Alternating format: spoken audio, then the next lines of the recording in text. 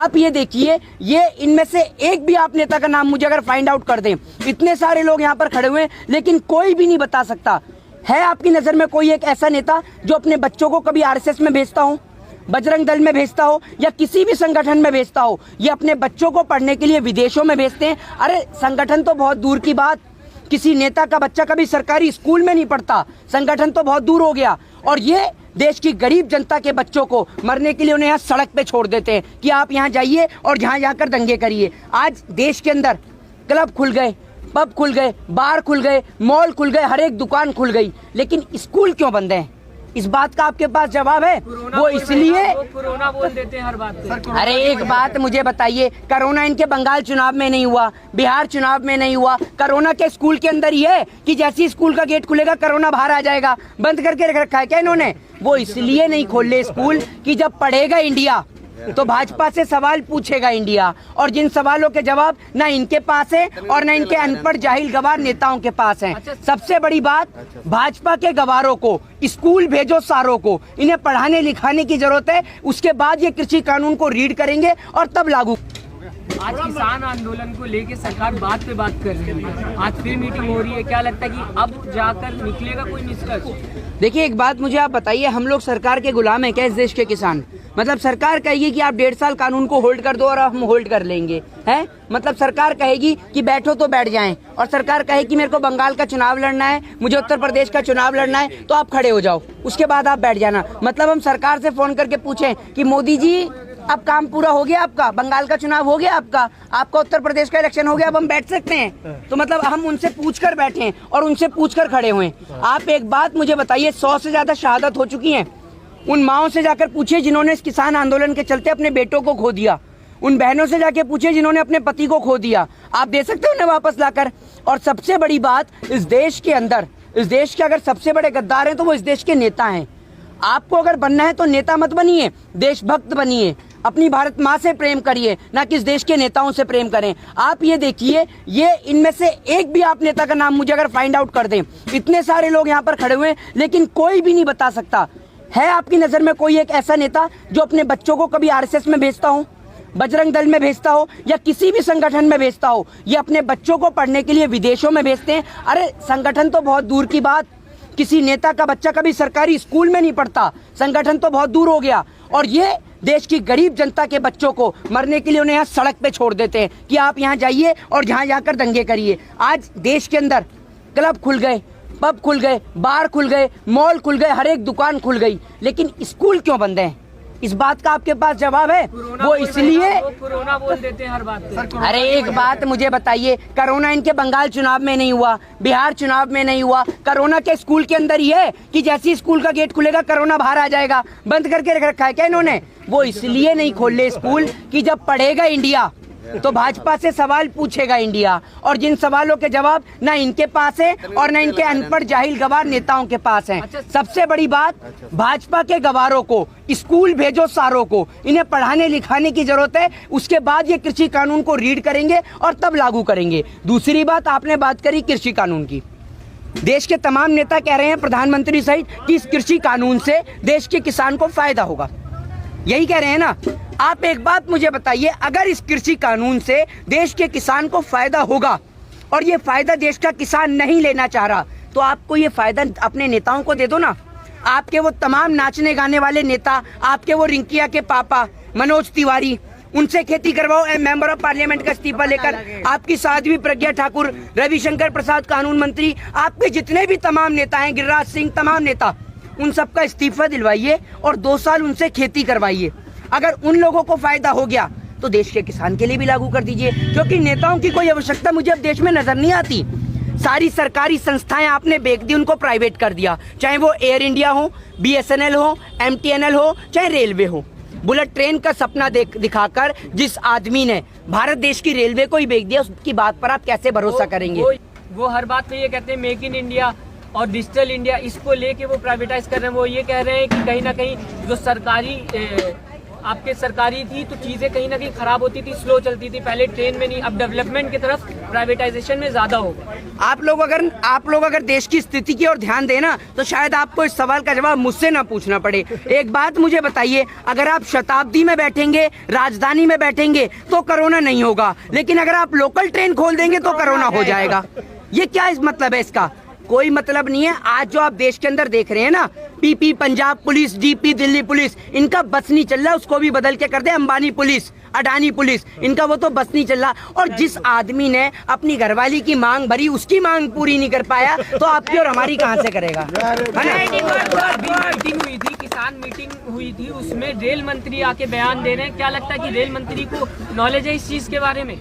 यार आप एक बात ये पूछो ना, रेल मंत्री से आपने ये नहीं पूछा कि भाई रेलवे बिक रही है, रेलवे का प्राइवेटाइजेशन हो रहा है, उसको लेकर तुम क्यों नहीं बोलते? तुम यहाँ कृषि को लेकर आ गए। उनसे कहिए कि अपने घर जाएंगे और घर पे जाके फोन तो सभी नेताओं के पास होगा, है ना, उस फोन पे सर्च करके देखेंगे कृषि एक्ट के बारे में, तब उन्हें पता चलेगा कि यही सेम एक्ट अमेरिका और यूरोप के अंदर लागू किया गया था और तकरीबन 70 साल से ज्यादा हो चुके हैं।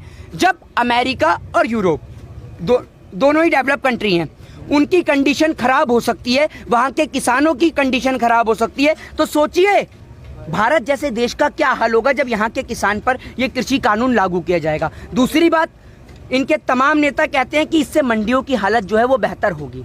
ठीक है, आप ये बताइए आपने कितनी बार इस एक्ट को रीड करा है? मैं इस एक्ट को 1000 से ज्यादा बार रीड कर चुका हूं और आप मुझसे पूछिए, मैं आपको एक एक एक्ट के बारे में, एक एक पॉइंट के बारे में बताऊंगा। ऊपर से नीचे तक सुनिए, ऊपर से नीचे तक एक्ट को पढ़िए, कहीं भी मंडी को लेकर कोई भी विश्लेषण है ही नहीं। अगर विश्लेषण है, दूसरी बात, अभी सरकार को पता रहता है कि कौन कितनी जमाखोरी कर रहा है। अगर ये एक्ट लागू होगा तो सरकार को पता ही नहीं चलेगा किसके पास कितनी जमाखोरी है और कहाँ है। आप समझ रहे हैं ना? ये बार बार क्यों कह रही है किसानों को बहकाया जा रहा है, किसानों को बिल के बारे में नहीं पता, किसान कहीं ना कहीं वो समझ नहीं पा रहे हैं किसान के हक में, तो ये क्यों कहा जा रहा है? अगर आपने बार बार पढ़ा है तो क्या लगा आपको इस बिल में, क्या किसानों के हित में है? देखिए एक बात आप मुझे बताइए, मेरे ख्याल से पूरे देश से कहा गया था कि नोटबंदी देश के हित में है। नोटबंदी के चलते इतने सारे लोगों का रोजगार उनसे छिन गया। उन तमाम लोग, वो तमाम दिहाड़ी मजदूर जो रोज कमाते हैं और रोज अपने परिवार का पालन पोषण करते हैं, न जाने कितने लोगों ने नोटबंदी के चलते आत्महत्या करी। उसके बाद नोटबंदी इस देश ने झेला, उसके बाद देश को कहा गया कि जीएसटी से इस देश की इकोनॉमी डेवलप होगी, इस देश की इकोनॉमी में रनिंग आएगी। आप एक बात मुझे बताइए, क्या जीएसटी लागू होने के बाद इस देश के अंदर कोई परिवर्तन आया इकोनॉमी के अंदर? भारत देश की वो हालत कर दी कि आज भारत देश दोबारा से गुलामी की तादाद पे आ गया। और ये तमाम लोग, आप किसकी बात करते हैं ये बताइए ना? आप तमाम मीडिया के लोग, सब इस देश का जितना भी नेशनल चैनल है, सारा का सारा बिकाऊ है। और हम इस बात को दावे के साथ कह सकते हैं, और अगर आप कहेंगे तो प्रूफ के साथ बताएंगे, विदाउट प्रूफ नहीं। हर बार किसानों के ऊपर ही सवाल उठाता है, वो कहीं ना कहीं हर बार ये बोलता है कि किसान नहीं है ये, किसान तो बहुत शरीफ होते हैं, किसान नहीं है ये, बार बार हर बार। अरे यार आप एक बात बताइए, आप पहली बात मुझे ये बताइए, आप एक मिनट, आप भारत देश में रहते हैं या विदेश से आए हैं आज?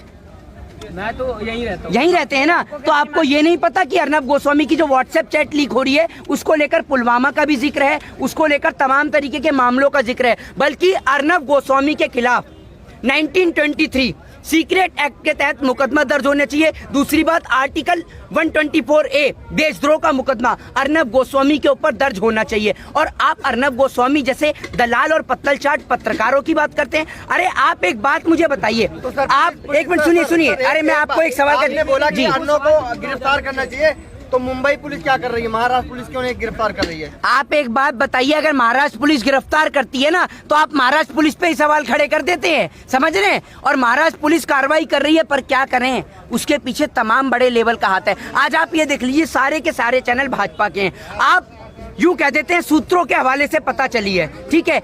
आपके एक सूत्र के कारण कश्मीर से कन्याकुमारी तक पूरे देश के अंदर दंगा हो जाता है। आप मुझे जरा आज ये बताइए, मैं हूं चाहे पूरा देश हो, आज पूरा देश जानना चाहता है आपके सूत्र आते कहां से हैं? बताएंगे आप मुझे? नहीं बताएंगे, क्योंकि आपके धंधे का मसला है ये, समझ रहे हैं? धंधे का मैटर है। आपके एक सूत्र के कारण, आपका तो काम क्या है कि 5000 रुपए में एक दाढ़ी वाला मौलाना भी नहीं, दाढ़ी वाला चाहिए, और एक पंडित बिठालकर मौलाना पंडित को गाली देगा और पंडित मौलाना को गाली देगा, और कश्मीर से कन्याकुमारी तक पूरे देश का माहौल खराब किया जाता है। और जो स्थिति 1947 में जब पूरा देश आजादी की लड़ाई लड़ रहा था, वही सेम स्थिति आज 2021 के अंदर पैदा हो गई है। आपको एक बात बता दूं कि अगर राजगुरु, सुखदेव और भगत सिंह को फांसी हुई तो उस देश के जिम्मेदार, उस फांसी के जिम्मेदार सबसे ज्यादा हैं तो हम भारत देश के लोग। समझ रहे हैं, उस टाइम पर भी ये भारत टुकड़ों में बटा हुआ था, वरना अंग्रेज तो मुट्ठी भर थे। अगर पूरा भारत एक होता तो अंग्रेजों की औकात नहीं थी कि उन्होंने भगत सिंह के गले में फांसी का फंडा डाल दिया। उनकी औकात नहीं थी कि भगत सिंह के गलेबान को भी छू सके। लेकिन क्या करें, जब पूरा का पूरा देश अंग्रेजों से लोहा ले रहा था, ये भाजपा और आरएसएस वाले रानी विक्टोरिया को सलाम ठोक रहे थे। गांधी जी बहुत बड़े बैरिस्टर थे, बहुत बड़े वकील थे, नेहरू जी बैरिस्टर थे, वकील थे, इन लोगों ने क्यों उनका केस नहीं लड़ा? आप कहां से, एक बात बताइए मुझे, कहां से ऐसा इतिहास पढ़कर आते हैं आप? ये भाजपा आरएसएस के कार्यालय में पढ़ाया जाता है ये इतिहास।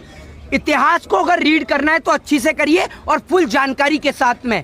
भगत सिंह के खिलाफ, उसके विरोध में गवाही देने वाला सर सादी लाल कौन था आप जानते हैं? भाजपा आरएसएस का था वो आदमी, ठीक है ना। और सुनिए, भगत सिंह के साथ उसका केस लड़ने वाला कोई हिंदू नहीं था। जो आप बात करते हैं ना हिंदू और मुस्लिम की, तभी कहते हैं इस देश के इतिहास के बारे में पढ़िए। अधूरी जानकारी इस पूरे देश के लिए खतरा है। पूरी जानकारी के साथ बात करिए, तब आपको पता चलेगा कि भगत सिंह को अगर फांसी हुई तो उसके जिम्मेदार पूरा हिंदुस्तान था।